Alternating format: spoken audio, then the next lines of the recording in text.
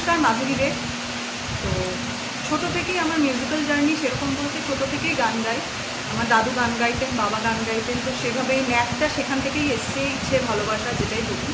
তো সেখান থেকে আসার পরে পরে শিক্ষা আমার বাবা প্রথম গুরু আমার, তারপরে আরও অনেক গুরুজির কাছে শিখেছি। লাস্ট আমি আচার্য জয়ন্ত বসু ওনার কাছে শিখেছি। এবং আমার মনে হয় গান বাজনার কোনো শর্টকাট নেই এবং কোনো ছোট রাস্তা নেই। গান বাজনা একটা সাধনা। তো আমার মনে হয় সাধনা যেভাবে করা উচিত গানটাকে সেভাবেই করা উচিত।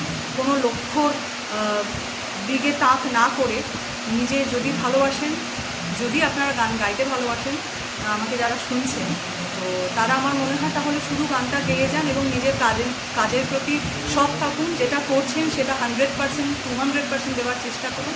আমার মনে হয় আশেপাশে যে সাফল্য অসাফল্য ওগুলো ডাজন্ট ম্যাটার, ওগুলো মাইনে রাখে না কোনো। যদি আসে তাহলে তো ওয়েল অ্যান্ড গুড, এবং এখানে যেটা লেখা থাকবে তার উপরে কিছুই হবে না। তো আমি এটা মানি।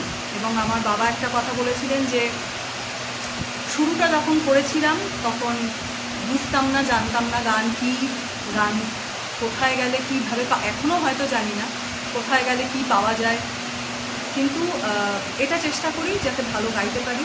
নিজের স্যাটিসফ্যাকশানটা সবার আগে দরকার, এবং আমার গান শুনে আরও 10 জন যেন আমাকে আশীর্বাদ করতে পারে এতটুকু ভালো গাইতে পারে, সেটা আমার মৃত্যুর দিন পর্যন্ত।